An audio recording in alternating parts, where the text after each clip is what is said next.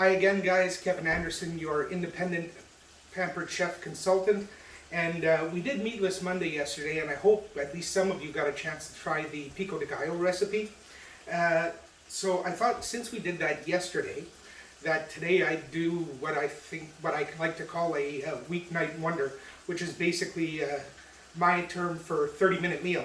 And it's also going to give you an opportunity to use up some of that leftover Pico de Gallo. Now, I'm not going to use a ton of Pampered Chef products in this particular recipe. I am going to use my 5-inch Santoku knife, and I am going to use my large grooved cutting board. But the tool that I really want to focus on is this. This is the Pampered Chef Mix and Chop. And I use this for an awful lot of things. Be it spaghetti sauces, sometimes to crush up vegetables, sometimes to smash up potatoes.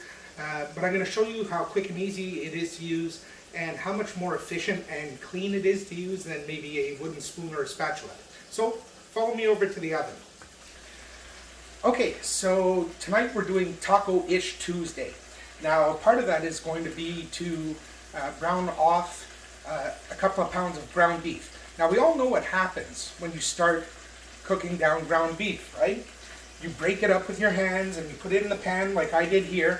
But eventually, if you want to have a look here, it all turns into one big mass. So this is where the mix and chop comes in handy. All you got to do is go in there, push down, give a little twist. And what this is going to do is it's going to help mix the stuff that was sitting on top raw into the cooked stuff, so it starts cooking a little faster. And it's also going to make the chunks nice and small. Now, if you're making a spaghetti sauce and you like big chunks of meat, by all means stop whenever you like. For tacos, most people like the chunks of meat to be soft, not soft, but small. And in this case, that's exactly what we want for this recipe. So I'm going to cut that down nice and small and let that finish browning off, and we'll be back. Alright guys, so what we've done is we've finished cooking down the ground beef and we've drained all the excess fat off of it. So now what you're going to do is you're going to add 2 packages of your favorite brand name taco seasoning. Now it says to add 2/3 of a cup of hot water per package, and that's what we're going to do. But what a lot of people don't know is that when you buy spices, especially when they're in a package like that, you kind of want to wake up the flavor a little bit. And the way you do that is by toasting them. So what I'm going to do is I'm going to mix these spices right into the ground beef. I'm going to give it 20-30 seconds just to wake up the spices, and you'll begin to smell it immediately. So we'll mix that in. Okay, we'll give that a few seconds. By the way, I'm using a Pampered Chef skillet safe spatula. Spatula, yes, thank you. Brain fart. For this, these things are great and they clean up super easy. Alright, so now that that's done its job, we're going to put in 2/3 of a cup of hot water, and you can see that I've measured that out in one of my Pampered Chef measure-all cups. Now what's great about these is that if you flip it over to the cup side, you can measure liquid, and if you flip it over, you can measure solids. So it's basically a wet measure and a dry measure all in one, because as anybody who's done any baking or cooking knows, wet measure and dry measure are not the same. So we're going to pour in that 2/3 of a cup of water.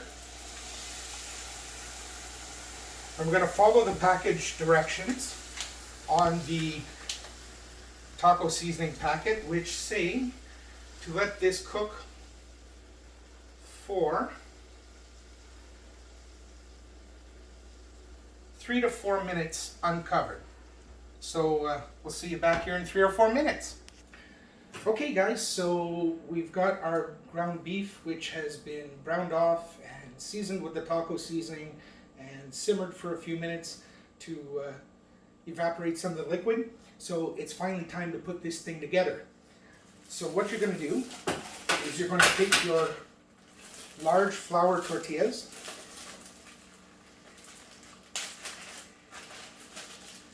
you're going to put one in the bottom of a non-greased pan that's big enough to hold it. So it happens that this frying pan is the only pan I have that are big enough to hold this. So what you're going to do is you're going to grab a couple of spoonfuls of the meat. You're going to spread it around on the tortilla.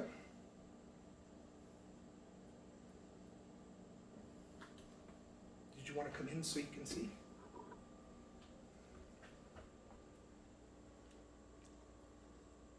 Okay. Now, simply take your queso and you're going to drop some queso in there.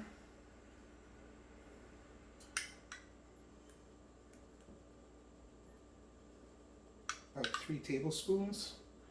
And give it just a quick little shuffle around to try and spread it out a bit.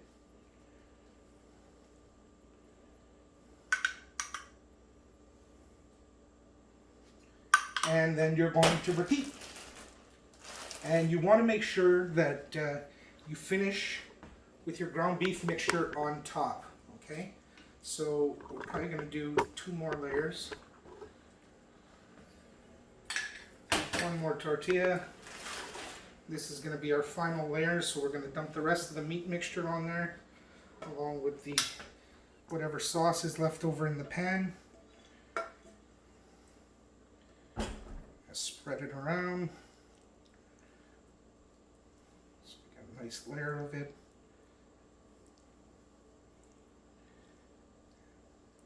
And 1 final layer of queso.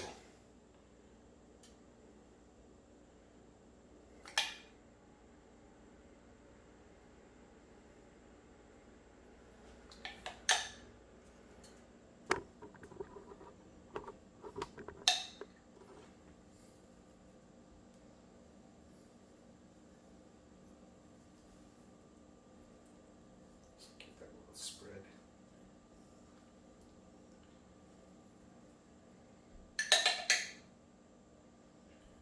All right, that is done. So now we're going to pop this into a preheated 350 degree oven for 15 to 20 minutes. And when it's ready to come out, we'll be back. So while we're waiting for our taco bake to come out of the oven, we're going to take out some fresh greens. This is a nice lettuce mix from a place called Truly Northern, which is just up the highway. And we're going to take our Santoki knife, because this is a great size for salad, but not so great for a taco topping.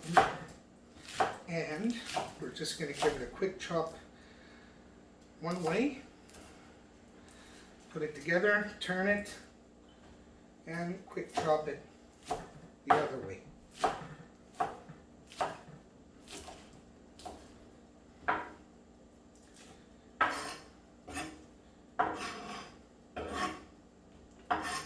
There. Now when our taco bake comes out, we're all ready to garnish. Alright guys, so it's been 15 minutes that our taco bake went in the oven. Took it out, I let it rest for 5 minutes. That way nobody's going to get pizza burn from the queso on the top of their mouth when they go to eat. And as you can see, the cheese got all nice and melty and yummy looking. So now we're going to try and depan this if we can.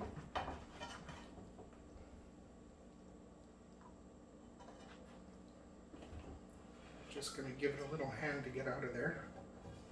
There we go. All right. We don't want to waste any of that. Okay. So now it's time to serve.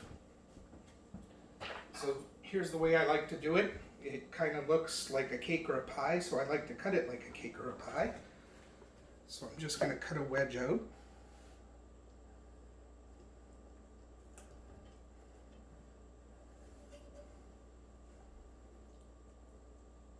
And I'm going to pop that onto a plate.